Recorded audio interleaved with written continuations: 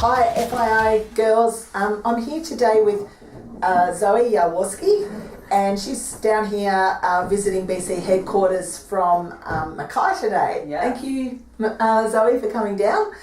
She's actually competing tomorrow at the Amanda Doherty Classic, so putting her foot in the waters with the IFBB for the first time, so I think she's doing the figure first timers. Yes. So good luck with that tomorrow. Thank you. I hope all goes well. Yeah, me too. So I guess I just wanted to maybe get some tips and learn a little bit about you today.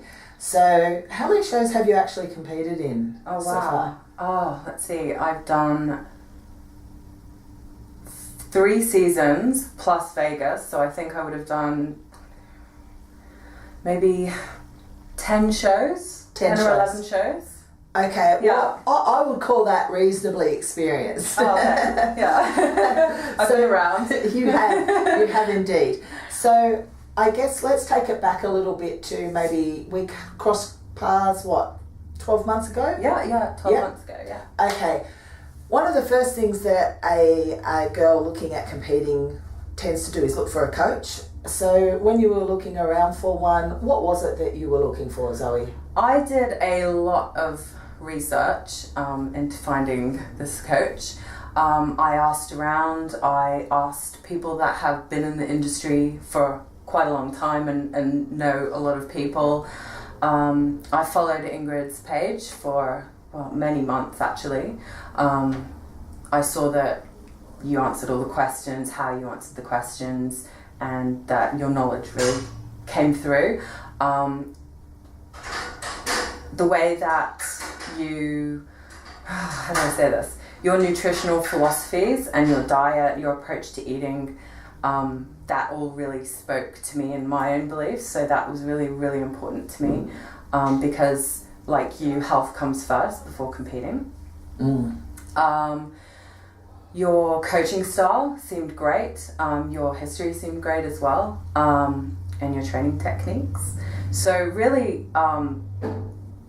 another really big thing is the whole nurturing side that you get from Ingrid and this team. That was really, really important, especially as a female. To have that female relationship was really, really important too. And I might add, I guess a year later, we're really building on that, aren't we? Yeah, which so is really nice. Yeah. Yeah. And it's pretty impressive considering we're like at opposite ends of the country and we can still have that relationship. So that speaks volumes about you as well. Must admit, I do think of Zoe as my mitten. Okay, well, you touched on like health and nutrition being important. So can you maybe give a bit of an outline as to what did I have you eating? Like what kind of foods, and was your prep to Vegas in line with you? Oh, Zoe? absolutely. The things that you prescribe in your preps are what I kind of eat most of the time anyway. So it wasn't a massive change for me to go into a comp prep with you because like you were talking in your video with God. See, this is where you need That's okay. That's okay. Was it Jai or no? Renata? The video we watched last night. Oh, Damon. Damon. You know how you were talking about that. You know, being an athlete it's 24/7. It's all year round. It's not just when you step on stage. When you get ready to step on stage. So, like, all my nutrition is geared up around being that athlete, I suppose, and that health. I'm sorry. No, that's okay. And that's really interesting though, because I guess if you eat those kinds of foods, you probably, that's possibly one of the reasons why you don't have that massive weight fluctuation from off season to stepping on stage. I mean, what was the weight difference from 10 weeks ago to now? What would it be? Probably 6 or 7 kilos. 6 or 7 kilos, yeah, max. So always staying around the same, that small window, I suppose. Yeah. And that's healthy for your body because it's very stressful to even lose 15 kilo in that short period of time of 10 to 12 weeks. Absolutely. You know, that's a stressor. Yeah. No, it's good. having that 12 weeks, I think, is enough for me because we keep me in that 6-7 kilo range outside of my comp weight. And it really doesn't go into that sense of a long period of denial and deprivation either. Oh, absolutely. Like I don't really get a lot of cravings, and I don't really struggle too much with not having certain things towards the end, because the nutrition is pretty spot on. Okay. Like I don't think you should have massive cravings. It's all up here. If the diet's right, I think that's a really interesting point. And I would agree with you that you shouldn't be having those cravings, and you don't need to actually have the cravings if you're managed right. Yeah, exactly. Yeah. Let's talk about the travel from where did you fly out to go over to Musclemania? Somewhere in Queensland? From Mackay Sydney. Yep. Okay, so from Mackay to Sydney over to Las Vegas, what did you have to do in terms of your food and your prep? What were you allowed to do and take and what weren't you? And did you have any difficulties over there? I think I seem to recall a couple of times I had a couple of Facebook messages saying, I can't find X or can't find Y, what could I substitute? Do you want to talk a little bit about that? The travel over there, that was pretty interesting. You normally have to be pretty organised to travel when you're competing, but this was even more important because of customs and the rules and regulations. I mean, you can't even take a tin of tuna because of the liquid content. So everything had to be put into plastic bags. Now, you can imagine you had to squeeze the water out of the sweet potato and the chicken. It was like mush in a bag. But we were all in the same boat. We were all sitting there with our mush in a bag with a fork, So, luckily no one had their food taken off them. Right. So we were all quite safe. That would have been most inconvenient. Oh yeah. I don't think they appreciated on the flight, the air hostesses, how much water we were getting through. We had them going back and forth for, hours of the flight. They couldn't believe how much water we were drinking, but, it had to be done. Yeah. So yeah, that was all fine. Like we managed. The food over there in Vegas, I mean, it's hard to even find, a head of broccoli over there. It's really hard to find, healthy food.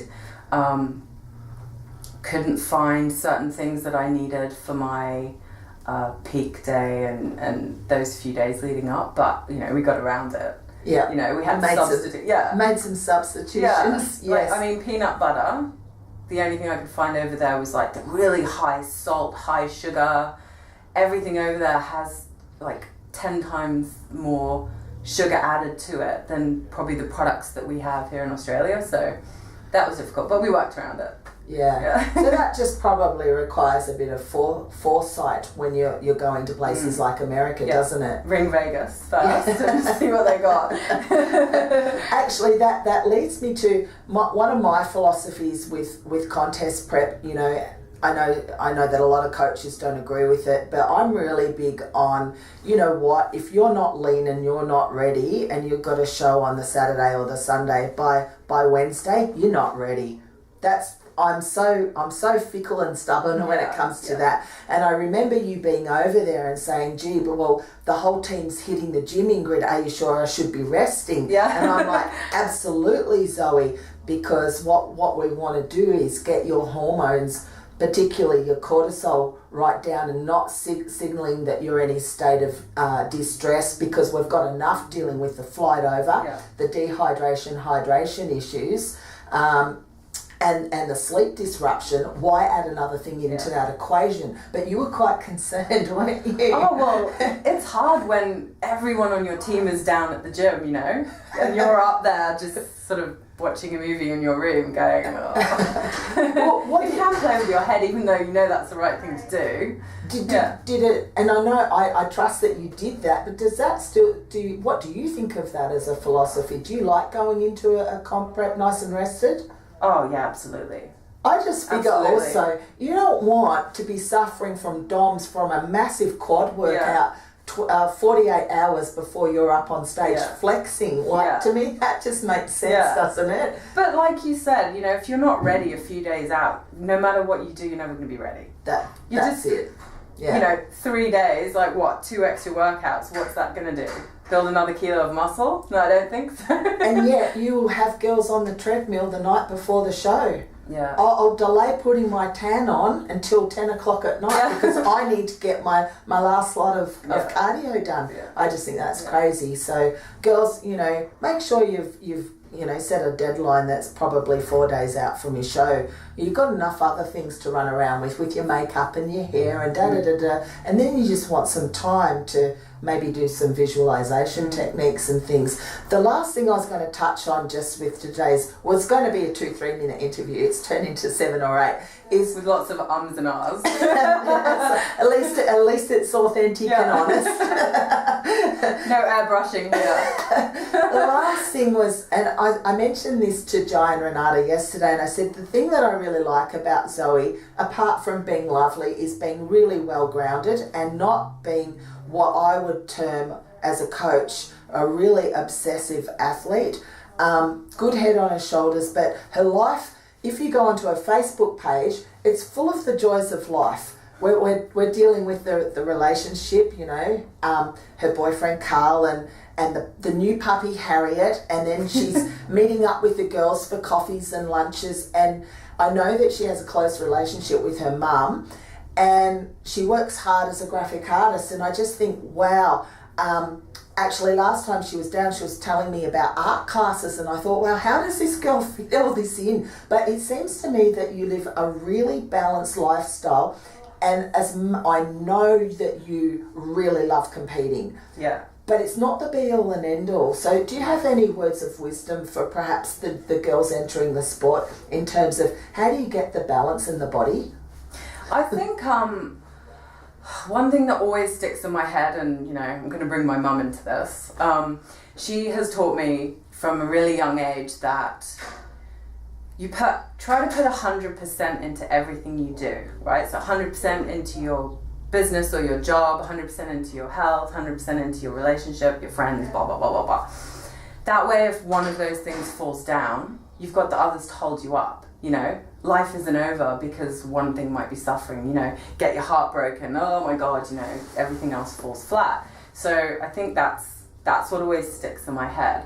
But as well, I think where people might go a little bit wrong with their competition self is that becomes who they are, and that's their identity. Whereas, no, sure, if you're a professional and that's your career, and that's who you are, then sure. But to most of us, it's not, and you can't have that as your identity because that's not who you are. That's a few days out of the year. What about the rest of it? And I think, it's so important to have that balance. Yeah. Really.